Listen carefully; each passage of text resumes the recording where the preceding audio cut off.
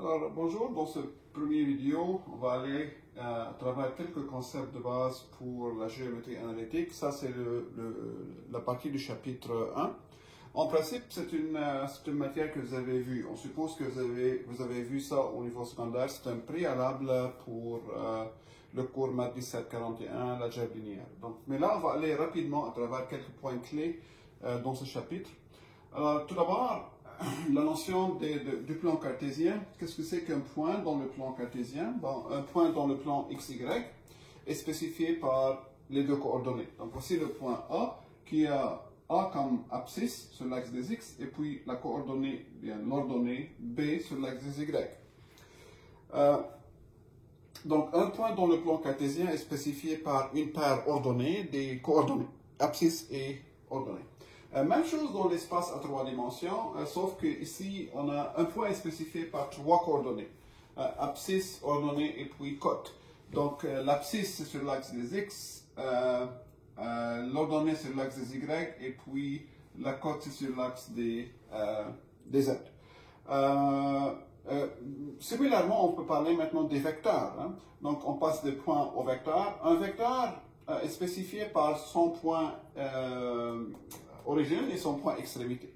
Donc, si on connaît le point origine et le point extrémité du vecteur dans le plan, on peut connaître les composantes du vecteur. Alors, composante du vecteur AB, c'est le point B, l'extrémité, moins l'origine.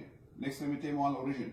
Donc, si le point B est le point B1, B2, et le point A, c'est le point A1, A2, vous faites la différence ici, vous obtenez B1 moins A1, B2 moins A2. Donc, un vecteur est spécifié par ses composantes, plutôt que coordonnées, on parle des composantes d'un vecteur. Même chose dans l'espace. Donc, si on connaît, dans l'espace à trois dimensions, si on connaît l'origine et l'extrémité du vecteur, alors pour trouver les composantes du vecteur, on n'a qu'à faire l'extrémité, le point extrémité moins le point origine, et on obtient ces trois composantes. Alors, c'est très facile de définir les vecteurs et les points comme ça. Donc, par exemple, dans le plan cartésien, on peut parler, si on connaît le point A qui est le point moins 1, 2, et le point B qui est le point 0, 3, n'est-ce pas? Alors là, on fait dans le plan, on représente chacun de ces points. Donc le point moins 1, 2, ça c'est moins 1, et puis ça c'est 2, ça c'est le point A. Ensuite le point 0, 3, donc 0 sur l'axe des X, 3 sur l'axe des Y, ici. Donc ça c'est le point B, ça c'est le point A. Alors ça c'est le vecteur AB. Ça c'est le vecteur AB. Quelles sont les composantes de ce vecteur AB? Bon, c'est B moins A. Extrémité moins origine, 0 moins 1 ça fait 1, puis 3 moins 2 ça fait 1. Voici les composantes du vecteur AB. Alors, ça pointe dans cette direction, donc ça c'est la composante sur l'axe des X, et ça c'est la composante sur l'axe des Y. Même chose si on a le point A moins 1, 2, 3, et le point B 2, 2, 3. Dans l'espace à trois dimensions. Le vecteur AB, quelles sont ses composantes? Alors, c'est B moins A, c'est-à-dire 2 moins 1, ça fait 3, 2 moins 2, ça fait 0, 3 moins 3, ça fait 0. Donc, voici les composantes du vecteur AB. 3 unités sur l'axe des X, 0 unité sur l'axe des Y, 0 unité sur l'axe des Z. Donc, malgré qu'on va parler trop souvent du cas du plan R2, ou bien du cas de l'espace à trois dimensions R3, mais rien n'empêche qu'on peut généraliser ces notions. Donc ici, on peut parler d'un vecteur dans Rn, en général. La grande différence, c'est qu'on ne peut pas imaginer qu'est-ce qui se passe dans R3 ou R5. On n'a pas une image, une figure géométrique pour les représenter, comme dans le cas du plan ou le cas de l'espace. Mais un vecteur dans Rn, en général, c'est un vecteur qui a n composantes. On l'écrit comme ça. U égale U1, U2, etc. jusqu'à Un. Donc voici les composantes d'un vecteur dans Rn en général. Donc on peut parler d'un vecteur dans R4, R5, ainsi de suite. Comme je dis, le grand défi, c'est comment représenter ça. Maintenant, la longueur d'un vecteur. Alors là, si on connaît les composants d'un vecteur, supposons qu'on a le vecteur U, de composante U1, U2 jusqu'à UN, un vecteur dans l'espace Rn en général. C'est quoi la longueur de ce vecteur? Par définition, la longueur de ce vecteur, c'est juste, on l'écrit comme ça, la longueur du vecteur U. Donc U entre des barres verticales comme ça. C'est défini comme étant la racine carrée des composantes. Donc ce qu'on fait, on regarde toutes les composantes, on ajoute leur carré et on prend la racine carrée. Ça s'appelle la longueur. Comme vous pouvez imaginer, la longueur d'un vecteur, c'est justement la longueur standard qu'on utilise dans le cas d'un vecteur de R2 ou bien de R3. Alors par exemple, dans R2, si on considère le vecteur U ayant 2, 4 comme composante, la longueur de U, c'est racine carrée de 2 au carré plus 4 au carré. Ça c'est 16 plus 4 qui est 20, racine carrée de 20. 20 c'est 4 fois 5, donc c'est 2 racines carrées de 5. Ça c'est la longueur du vecteur AB. Même chose dans R3. Si on prend le vecteur U comme étant moins 1, moins 2 et 3, donc un vecteur dont R3 a 3 composantes,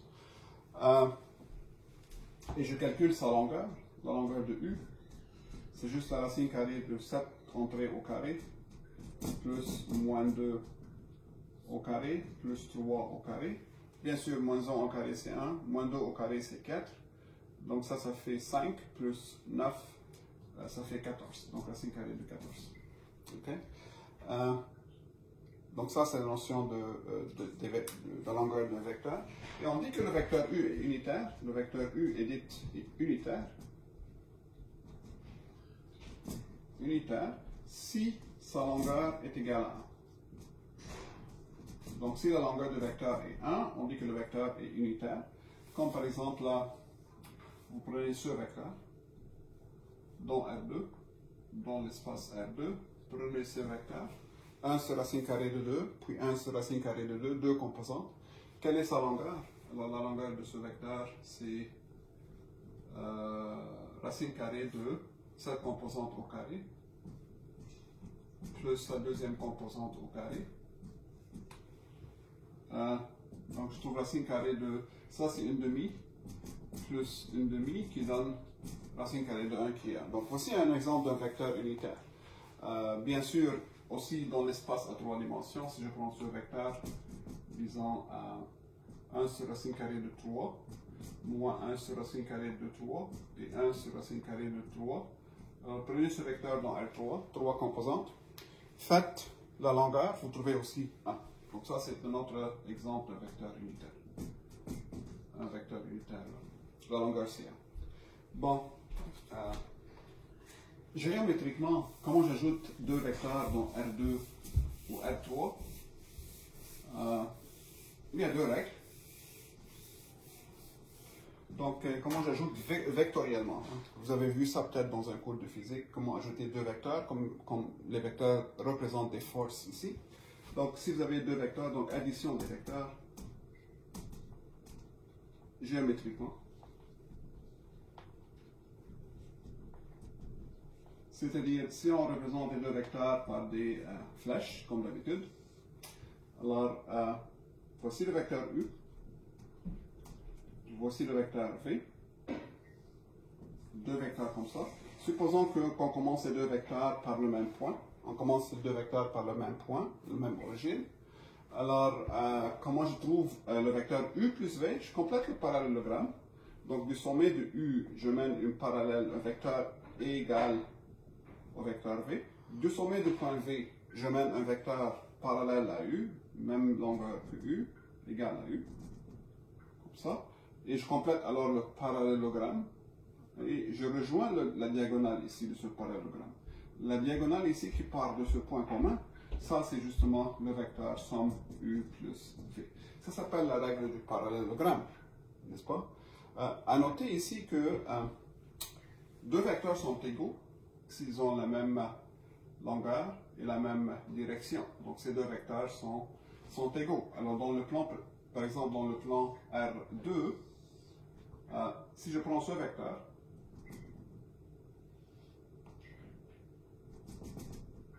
regardez ce vecteur dans le plan cartésien R2, là, ce vecteur, si je fais une translation ici par exemple, ce vecteur et ce vecteur sont égaux. Pourquoi? Ils sont parallèles, même longueur, même orientation. Donc un vecteur peut être représenté d'une infinité des façons. Donc je change le point d'origine et je fais le même vecteur. Donc ces deux vecteurs sont exactement égaux. Égaux veut dire qu'ils ont les mêmes composantes. Qu'ils ont les mêmes composantes. Une autre façon de faire l'addition géométrique de deux vecteurs, c'est de faire la règle du triangle. C'est-à-dire, au lieu de commencer les deux vecteurs, par la même origine, alors on a deux vecteurs ici, le vecteur U, disons, le vecteur U comme ça. Ensuite, le vecteur V suivi, donc là on fait ça. Donc ça c'est le vecteur U suivi du vecteur V. Comme on a dit, on peut commencer un vecteur n'importe où. Deux vecteurs sont égaux s'ils ont la même... S'ils sont parallèles, même orientation et même longueur. Donc, on peut faire les vecteurs comme ça, si vous voulez. Et puis, donc, si les vecteurs sont suivis comme ça, U suivi par V dans cette direction, quelle est la somme? Alors, si on limite ça, c'est-à-dire je prends le vecteur V, mais je le trace cette fois-ci, je le trace à partir de ce point. Donc, à partir de ce point, faites un parallèle à ça. Donc, dire ça ou ça, c'est la même chose, c'est le même vecteur. Ça, c'est le vecteur V ici, mais tracé à partir de ce point. Maintenant, je peux faire la règle de parallélogramme. Ce vecteur V, le voilà ici. Et je complète le parallélogramme sous les deux. Donc, je fais ça. Donc, ici, déjà, on a tracé une parallèle à V à partir de ce point. Je trace un parallèle à U à partir du sommet de V, comme ça. Et j'ajoute, je joue à la diagonale. Ça, c'est U plus V. Donc, si je trace les deux vecteurs de sorte que l'extrémité du premier coïncide avec l'origine du deuxième, alors la somme de ces deux vecteurs est représentée par le vecteur que rejoint l'origine du premier, l'extrémité du deuxième. Okay. Donc, comme ça. Donc, ces deux méthodes représentent la même façon pour tirer géométriquement la somme de deux vecteurs. Soit la règle de parallélogramme, soit la règle de triangle. Maintenant, algébriquement, comme vous pouvez imaginer, ajouter deux vecteurs, c'est très simple. Ça revient à ajouter les composantes correspondantes. Donc là, si on a les deux vecteurs U, je parle ici des vecteurs dont Rn en général, n'importe quel nombre de composantes. Et vous avez le vecteur V comme composante V1, V2 jusqu'à Vn. Vous avez deux vecteurs dans Rn, même dimension, dimension 2, 3, n'importe où, n'importe quoi. Alors comment j'ajoute ces deux vecteurs algébriquement? Comme je dis, je n'ai qu'à ajouter les composantes correspondantes. Donc, la somme de ces deux vecteurs, U plus V, c'est le vecteur dont les composantes sont U1 plus V1, U2 plus V2, ainsi de suite, UN plus V1. Okay, donc, ajouter deux vecteurs algébriquement, ça revient à ajouter les composantes correspondantes. Une autre opération qu'on peut faire avec les vecteurs, c'est les multiplier par un nombre réel. C'est-à-dire, étant donné un vecteur U, ayant les composantes U1, U2, jusqu'à UN, donc n composantes, ça c'est un vecteur dont R à la puissance n. R à la puissance n, ça signifie n composantes. Étant donné un vecteur comme ça, c'est difficile de représenter ça géométriquement si n est supérieur ou égal à 4. Et si vous avez un scalaire K, donc K est un scalaire. Scalaire veut dire dans ce contexte un nombre réel. Que veut dire le vecteur KU? KU veut dire, je multiplie le vecteur K par le scalaire U, revient à multiplier chaque composante par K. N'est-ce pas? Donc, multiplier un vecteur par le scalaire k revient à multiplier chaque composante par k. Alors, par exemple, k fois le vecteur moins 1, 2, disons. Que veut dire 3 fois le vecteur moins 1, 2 et 4. Ici, j'ai un vecteur à 3 dimensions. Je multiplie ces vecteurs par le scalaire 3. Là, je retrouve le vecteur moins 3, 6 et 12. OK? Donc ça, c'est multiplier le vecteur par le scalaire. Maintenant, quelle est la relation entre le vecteur U et le vecteur KU? Ici, on va supposer que K est une constante qui n'est pas 0. K est un scalaire qui n'est pas 0. Donc, vous avez le vecteur U. Je multiplie le vecteur U par le scalaire K. Comment sont ces deux vecteurs? Bon, dans le cas de dimension 2 ou dimension 3, on dit que les deux vecteurs sont parallèles. Alors, multiplier un vecteur par un scalaire, ça nous donne un vecteur qui est parallèle au vecteur original, n'est-ce pas? Maintenant, si K est positif, les deux vecteurs U et KU ont la même direction, orientation. Et si K est négatif, les vecteurs U et KU ont des orientations opposées. Par exemple,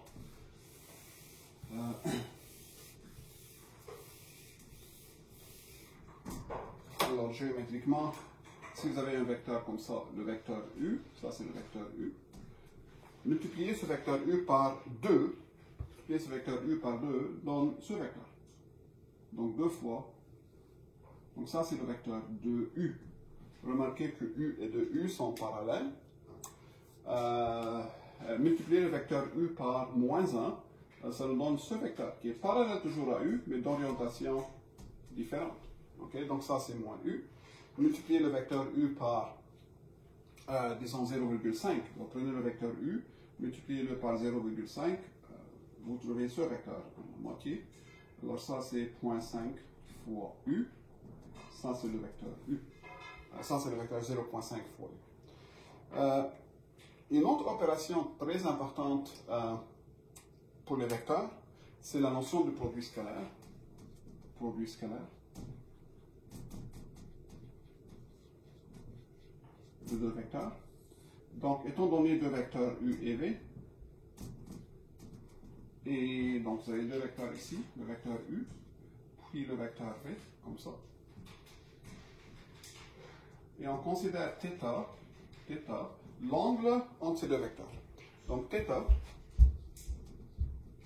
est l'angle entre les deux vecteurs. Mais attention ici, il y a deux angles entre ces deux vecteurs. Il y a cet angle et puis il y a l'angle extérieur. Donc je prends l'angle entre les deux vecteurs qui est entre 0 et pi.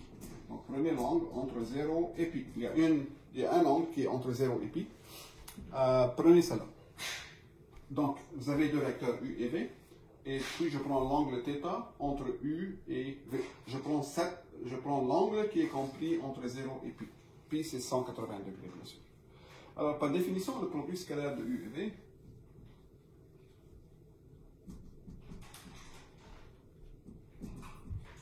produit scalaire de U et V, noté comme ça, U.V, U.V, est défini comme étant l'expression suivante. La longueur de U, la longueur de V, bon, je vais l'écrire d'une autre façon ici.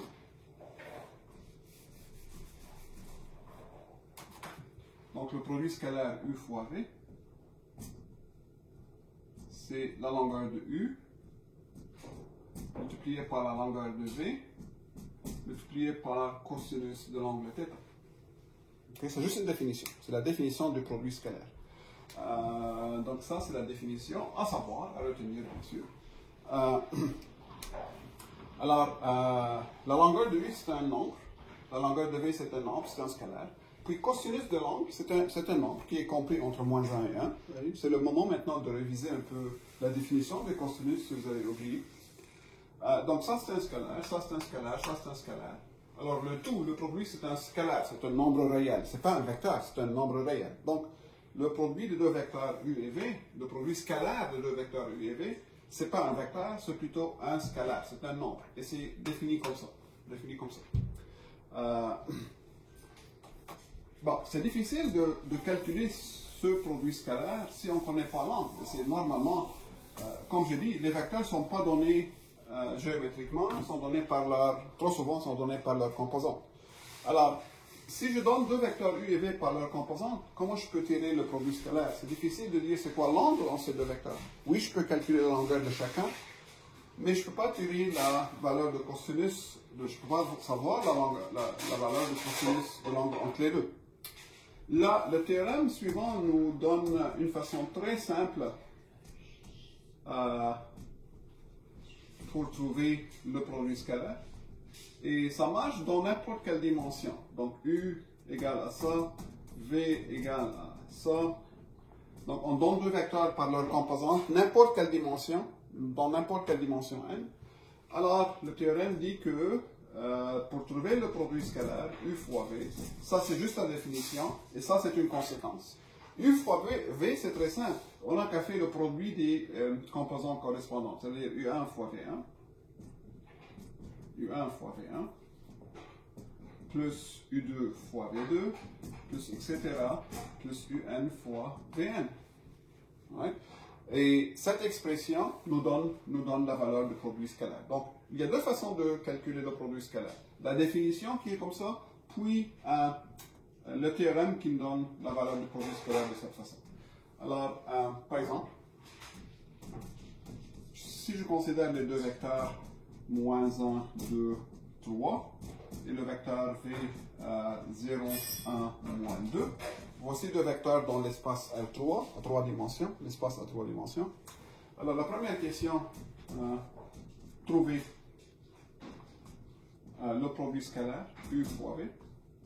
Et la deuxième question, en déduire de la réponse à la partie 1, l'angle entre U et V. Right? Quel est l'angle entre U et V? Bon, regardez, je vous donne deux vecteurs par leur composante. C'est plus facile d'utiliser ce résultat pour trouver le produit scalaire, n'est-ce pas? Donc la solution est comme ça. J'utilise le théorème et je dis que le produit scalaire U fois V est égal. Donc voici les composantes de U et V, ce serait alors moins 1 fois 0, première composante fois la première composante, plus deuxième fois deuxième, donc 2 fois 1, plus troisième composante fois troisième composante, donc 3 fois moins 2. Et je calcule ce nombre, ça c'est 0, ça c'est 2, ça c'est moins 6, donc ça me donne moins 4. Le produit scalaire est égal à moins 4. Donc ça c'est la première question, c'est juste en utilisant ce théorème. La deuxième, c'est utiliser ce résultat pour tirer l'angle entre les deux vecteurs. Ça c'est maintenant la définition. On utilise la définition. Donc, d'un part, on sait que U fois V égale à moins 4. D'autre part, pour la partie 2, on sait que par définition, U scalaire V, c'est la longueur du premier fois la longueur du deuxième fois le cosinus de l'angle entre les deux. N'est-ce pas? Je connais cette partie qui est moins 4. Moins 4. U fois V, on a déjà calculé. Maintenant, la longueur de U, on sait comment calculer la longueur d'un vecteur. C'est la racine carrée de moins 1 au carré, plus 2 au carré, plus 3 au carré. Donc 1, plus 9, donc ça c'est 14. La longueur de V, la longueur de ce vecteur, ce serait 0 au carré, 1 au carré, plus moins 2 au carré. Donc ce serait la racine carrée de 5, fois cosinus θ. Okay? Donc, je vais remplacer U fois V par sa valeur. Le seul inconnu ici, c'est cette valeur, cosinus θ. Donc, je calcule cosinus θ et ça me donne moins 4 divisé par racine carrée de 14 fois racine carrée de 5. Je trouve une valeur ici. Je connais maintenant cosinus θ. Je connais cosinus θ. Comment je tire la valeur de θ? Vous avez tous et toutes droit à des calculatrices dans les examens. Donc, pour trouver θ, θ c'est cosinus à la moins 1 de cette valeur. Donc j'utilise la machine pour trouver la valeur de cosinus θ. Je n'écris pas la réponse, c'est juste cosinus inverse de moins 4 divisé par racine carrée de 14 racine carrée de 5. Donc il y a deux façons de calculer le produit scalaire, soit par la définition, ça c'est la définition, soit par le théorème. Le théorème nous donne une façon très facile de trouver le produit scalaire, c'est juste faire le produit. On multiplie les composantes correspondantes et on ajoute les produits. Pourquoi le produit scalaire est important? Parce que ça nous donne un outil pour décider si deux vecteurs sont perpendiculaires ou non. Alors, ici le théorème dit UV, deux vecteurs non nuls.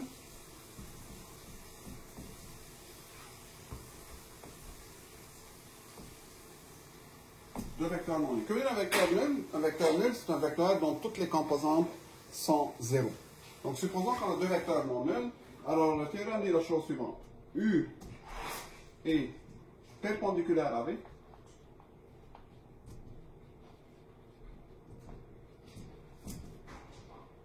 Que veut dire cette phrase? U est perpendiculaire à V, ça veut dire que l'angle entre les deux vecteurs est pi sur 2, 90 degrés, n'est-ce pas? Si et seulement si, c'est une équivalence. Le produit scalaire égale à 0. Donc, si le produit scalaire de deux vecteurs est égal à 0, les deux vecteurs sont orthogonaux. On dit orthogonaux ou perpendiculaires. Okay? Par exemple, prenez le vecteur U comme étant moins 1, 2 et 0, et le vecteur V comme étant 2, 1, 3. Voici deux vecteurs dans l'espace à 3 dimensions. Calculez le produit scalaire. C'est quoi le produit scalaire ici? On utilise les théorèmes plutôt que la définition. Ça me donne moins 2, donc moins 1 fois 2, plus 2 fois 1, plus 0. Et si vous calculez, ça vous donne 0, n'est-ce pas? Qu'est-ce qu'on conclut? On conclut que ces deux vecteurs sont orthogonaux. Donc, U est perpendiculaire à V, n'est-ce pas? Donc, voici deux vecteurs orthogonaux. Prenez cet exemple. On vous donne deux vecteurs. Donc 1 moins alpha, 2 et 3, puis le vecteur V comme étant 2, 0 et 1. On vous donne deux vecteurs aussi dans R3. Un de ces vecteurs dépend d'un paramètre alpha, et trouvez la valeur de alpha, tel que U et V sont orthogonaux, sont perpendiculaires. Comment je peux choisir alpha de sorte que U et V sont orthogonaux, perpendiculaires? Alors, je sais que pour qu'ils soient orthogonaux, il faut que leur produit scalaire soit nul. Donc U scalaire V égale à 0. C'est ce qu'on veut pour que les deux vecteurs soient orthogonaux. Bon, alors là, je fais le produit scalaire. Voici le vecteur U, voici le vecteur V. Je sais comment faire le produit scalaire, c'est juste le théorème qu'on a mentionné tantôt. Donc 1 moins alpha fois 2, 1 moins alpha, première composante fois première composante, plus deuxième composante fois la deuxième, plus troisième composante fois la troisième. Et on veut que tout ceci soit égal à 0. Bon, on veut que le produit scalaire soit nul. Et si vous calculez ici, vous trouvez 2 moins 2 alpha.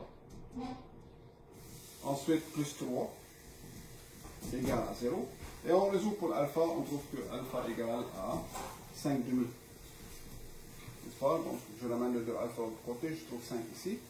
Donc, si alpha égale à 5 demi, je sais que U et V vont être orthogonaux.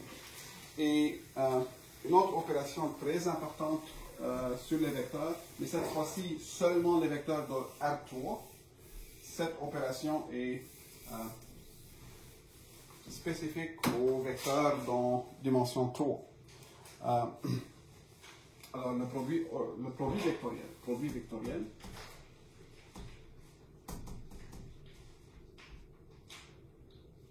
et je parle ici du produit vectoriel dans R3, pas dans R2 ou R4, juste dans R3. Donc, c'est une opération sur le vecteur à 3 dimensions. Que veut dire? Donc, il y a une grande différence entre produit vectoriel et produit scalaire. Les gens se mêlent les deux, il faut faire attention, ce n'est pas la même chose. Comme le mot dit, le produit scalaire, c'est un scalaire, c'est un nombre. Le produit vectoriel, ça va être un vecteur.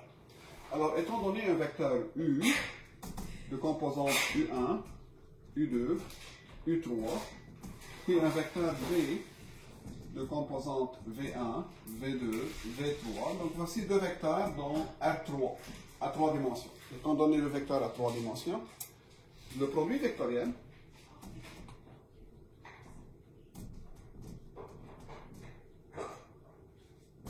noté U croix V est défini de la façon suivante. Donc ça c'est le symbole de produit vectoriel. Le produit scalaire c'est juste un point.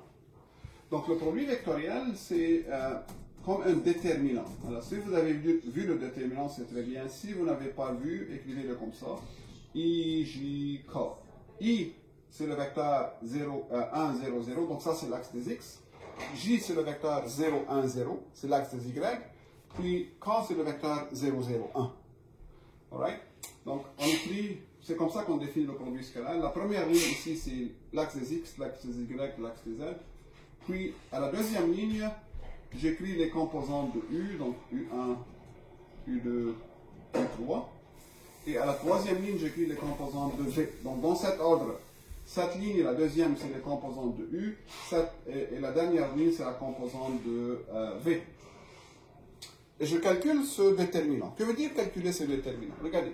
Alors, pour la composante I, pour l'axe des X, donc ça c'est l'axe des X, I se trouve à la première ligne, première colonne. Donc cachez la première ligne, la première colonne. Imaginez qu'on cache la première ligne, la première colonne. Qu'est-ce qu'il reste? Il reste ce bloc. Ce bloc veut dire U2, U3. Donc U2, U3. Et moins V2, V3. Moins V2, U3. Donc ça, c'est la première composante. Ensuite, pour la composante J, J se trouve sur la première ligne, deuxième colonne. Donc cachez la première ligne, deuxième colonne. Qu'est-ce qui reste? Il reste ce bloc. U1, V1, U3, V3. Donc faites U1, V3. Ensuite, moins V1, U3. Mais cette fois-ci, la règle me dit de mettre un signe moins. Donc, pour la composante au milieu, je mets le signe moins. C'est la définition, c'est une définition. Et finalement, pour l'axe des K, ou bien pour l'axe des Z, c'est-à-dire K, K se trouve à la première ligne, troisième colonne. Cachez la première ligne, troisième colonne, il reste ce bloc. Que veut dire ce bloc? Ça veut dire U1, V2, U1 fois V2, moins V1, U2. Moins V1, U2. Alors, pour vous donner un exemple comment ça marche, regardez, on ne va pas répéter cette définition comme je le fais pratiquement. Une chose à ne pas oublier, c'est que cette opération est propre au vecteur de R3, et pas n'importe quelle dimension. Le produit scalaire est pour n'importe quelle dimension, de vecteurs dans R2, dans R3, dans R5, n'importe quoi. Mais pour le produit vectoriel, on parle de deux vecteurs dans R2, dans R3 seulement. Donc, voici deux vecteurs dans R3. Quel est leur produit vectoriel? Donc, que veut dire U vectoriel V? Comme on a dit, on fait l'axe des X qui est le vecteur I, l'axe de Y qui est le vecteur J, puis l'axe des Z qui est le vecteur K. Qu'est-ce qu'on écrit ici? Les composantes du premier vecteur U, donc moins 1, 2, 3.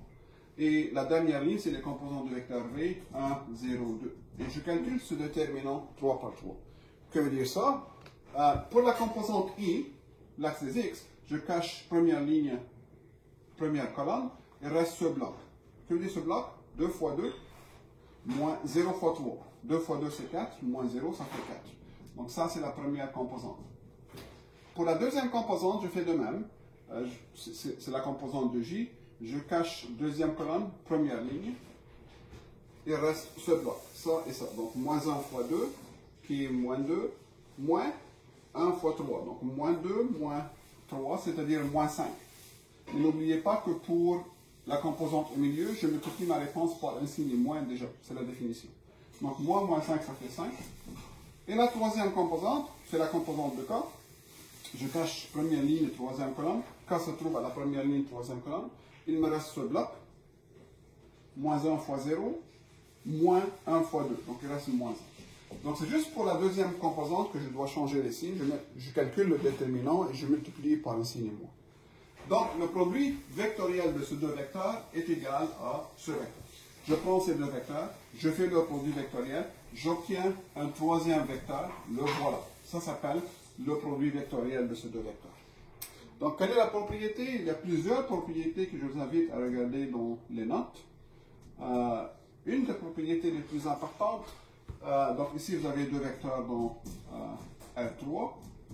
Deux propriétés très importantes. Le produit vectoriel est parallèle ou bien est perpendiculaire au vecteur U et au vecteur V. Donc, lorsque je calcule le produit vectoriel de deux vecteurs, U croix V, je trouve un vecteur qui est perpendiculaire en même temps aux deux vecteurs U et V. Regardez par exemple dans cet exemple. Ce vecteur, ça c'est U croix V, il est perpendiculaire à ce vecteur. Comment je vérifie? Comment je vérifie que deux vecteurs sont perpendiculaires? Je fais leur produit scalaire. Faites le produit scalaire, 4 fois moins 1 c'est moins 4, plus 10, moins 4 plus 10 ça fait 6. Moins 4 plus 10, ça fait 6. Et moins 3, il y a peut-être à faire ici. Donc, moins 1, 2, 3, 1, 0, 2. Et je fais donc 4 moins 0. Ensuite, je fais moins 2, moins 2, moins 3, ça fait moins 5 et 5. Ensuite, ça fait... ça c'est moins 2 ici. Excusez-moi, ça c'est moins 2. Ça c'est moins 2 ici. Et donc, faites le produit scalaire de ces deux vecteurs, je trouve moins 4, plus 5, plus 10, ça fait 6, moins 6 c'est 0. Donc, le produit scalaire de ces deux vecteurs c'est 0, ce qui veut dire que ce vecteur et ce vecteur sont perpendiculaires. Faites le produit scalaire de ça avec ça, je trouve 4, plus 0, moins 4, ça donne 0 aussi. Donc, ce vecteur est perpendiculaire en même temps aux deux vecteurs. Donc là, vous avez deux vecteurs U et V, le vecteur U, le vecteur V, comme ça, U et V. Le produit scalaire, le produit vectoriel est un vecteur qui est comme ça. C'est un vecteur qui est perpendiculaire en même temps. Donc ça, c'est un angle droit, et ça, c'est un angle droit. Donc c'est un vecteur qui est perpendiculaire en même temps au vecteur U et V. Donc si vous voulez, c'est quelque chose comme ça. Vous avez les deux vecteurs U et V comme ça. Donc ça c'est le vecteur U, ça c'est le vecteur V. Alors U et V c'est un vecteur qui est comme ça. C'est un vecteur qui est perpendiculaire au plan qui est formé par U et V. U et V forment un plan. Alors le vecteur U fois V, U vectoriel V, c'est un vecteur qui est perpendiculaire à ce plan. Et ça c'est une propriété très importante du produit vectoriel. La deuxième propriété, qu'est-ce qui se passe si U vectoriel V donne le vecteur 0? Le vecteur 0, je ne parle pas du scalaire 0, je parle du vecteur 0. Quand est-ce que le produit vectoriel donne le vecteur 0? Ça, c'est vrai si et seulement si les deux vecteurs U et V sont parallèles.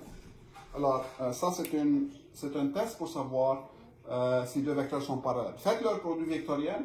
Si vous obtenez ici le vecteur 0, c'est que ces deux vecteurs étaient vraiment parallèles. Donc, ce sont deux propriétés parmi plusieurs, bien sûr, du produit vectoriel, mais ce sont des propriétés importantes.